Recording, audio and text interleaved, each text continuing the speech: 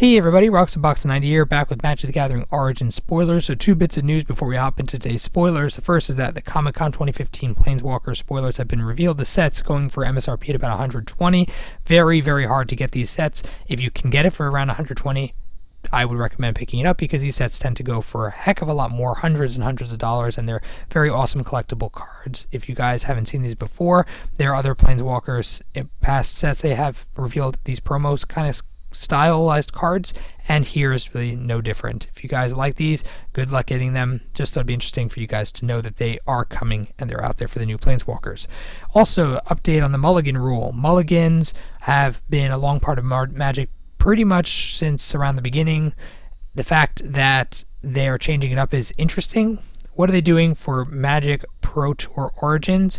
They are changing the Mulligan rule that if you mulligan and you start the game with less than 7 cards in your hand, you can scry 1 on your first turn. And this is super important because it evens out the flow of Magic. Most people who mulligan, even if they keep, they often feel bad about it. They often feel unnerved about it, whether or not they did the wrong thing, whether or not it's too close, but they're afraid to mulligan again.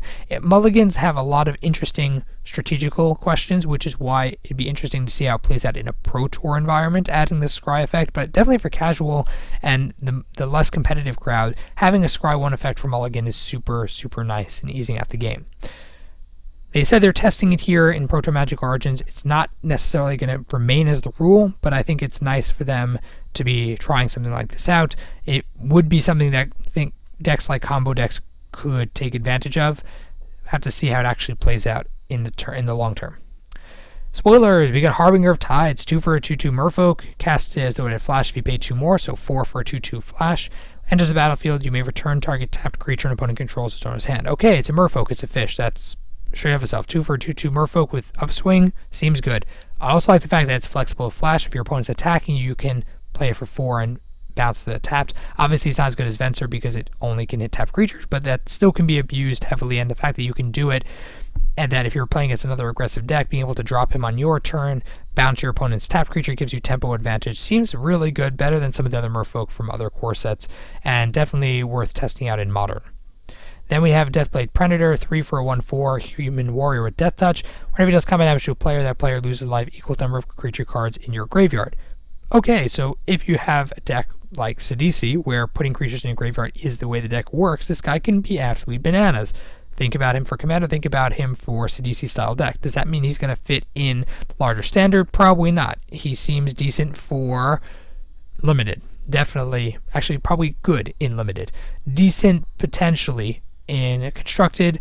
It really depends. It'd be a very narrow deck that really pushes him out there. Then we have Infinite Obliteration. It's a cranial extraction effect. 3 for a sorcery. Name a creature. Exile it from your opponent's everything. 3 mana is a bit rough. Having 2 black, it's probably going to lean more towards a sideboard card. The art's not that good, in my opinion. I really don't like it, but the card itself is a nice cranial effect, and these kind of things often find their ways into sideboards, even in competitive constructed environments. Hallowed Moonlight, this card is probably the card I'm most excited about for today. 2 for an instant on a turn if a creature would be entered the battlefield and it wasn't cast. Exile it instead, draw a card. Why is this important? It's really cheap. It's really splashable. It's instant speed, it cantrips, and most importantly, it disrupts quite a few Eternal style decks. It hurts Show and Tell, Sneak and Tell. It hurts any kind of Reanimator strategy. It hurts any kind of infinite combo via token strategy. So things like Kiki Jiki, Splinter Twin effects, this card completely undermines. And since it's until end of the turn, it prevents your opponent from even doing it more than once. In the past, if they, let's say Splinter Twin, they try it once, you counter it, they play it again, or they play another copy. This card prevents it for the whole turn. Seems super, super strong. Will definitely be tested on Eternal environments. It's going to be worth a pretty penny. I don't think it's going to be something like $40, at least not initially, but I can definitely see it seeing quite a lot of play across Eternal formats. The Great Aurora, 9 for a sorcery. Each player shuffles all cards from his or her hand and all permanents his or her own into her library and draws as many cards. Each player puts a number of lands.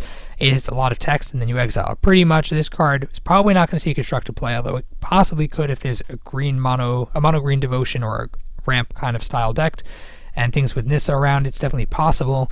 This card is primarily in Commander, the main clause you want to remember is that it says all permanents, which is super nice because that means it acts as a sweeper as well. So if you get wrathed out or blown out, this card can really upset, and since there's so few green wraths out there, there you go, you got one. It's also really nice in that it prevents people who hoard cards in their hand. Since it shuffles them all into their hand, you're going to disrupt their whole, I have 8 cards in hand, set up a whole strategy, combo, whatever. You can disrupt it really nicely. This card seems super awesome. I love the art. Great card. Then we have Embermaw Monstrosity. 5 for a 4/5 trample. If another red source you control deals damage to a permanent or player, deals as much damage +1. This is a Hell Rider stylized effect. Very, very good. I don't know if there is a specific Helion kind of deck, but I'm sure in Commander this card is funky and definitely going to be a nice casual budget card.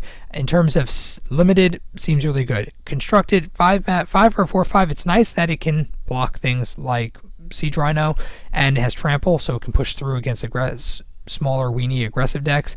I think it's fine. It'll probably be worth testing. I doubt it's a tier 1 card, but maybe it'll surprise me. Goblin Glory Chaser, 1 for 1/1 Renown 1, as long as its Renown has Menace. Seems fine as the 1-drop for a Goblin themed deck. Probably, I don't know. I don't know if it's great in limited, but in a Goblin tribal kind of environment, this might work out really well.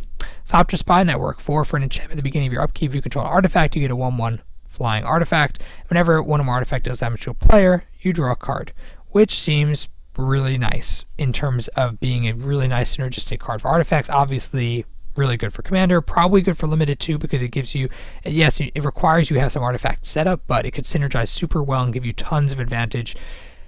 I don't know if it's good enough for constructed. I'm thinking not, unless artifacts make a thing, but those other formats are the ones I'm thinking this card could see the most play with. Molten Vortex, 1 red for enchantment, 1 discard a land, deals damage to our creature or player. Seems like Seismic Assault that we've seen in Modern in the past, and we've seen that card do some work in the past.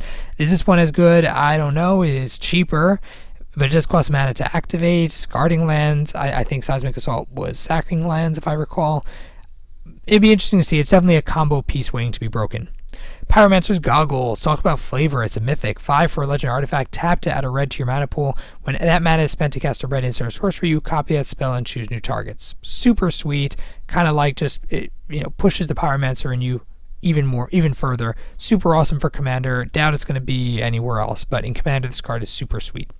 Spiring Aeronaut, 4 for a 1/2 flyer. Whenever it enters the battlefield, you get a 1/1 Thopter. There you go. You got synergy right there. Decent card. You get 2/3 for 4 flying. Seems okay. And without artifact synergy, I don't think it's super awesome. But with synergy, seems good. Guy's Revenge is a reprint. Super nice card. 8/5 for 7. Can't be countered. Haste. Can't be targeted non-green spells or abilities from non-green sources. Really nice finisher. I wish it had trample. Without trample, it's maybe not quite there. But it's a great limited bomb, obviously. So those are the spoilers for today. Let me know what you guys think about them. We got quite a few. Love to hear your thoughts down below in the comment section, especially about Hallowed Moonlight and the promos and the Mulligan rule. Lots of stuff. Put it down below in the comment section. I'll link everything down below in the description. If you enjoyed the video, then please tap the like button. If you're new to the channel, check in and subscribe. As always, Roxabox90 signing out. I'll see you guys next time.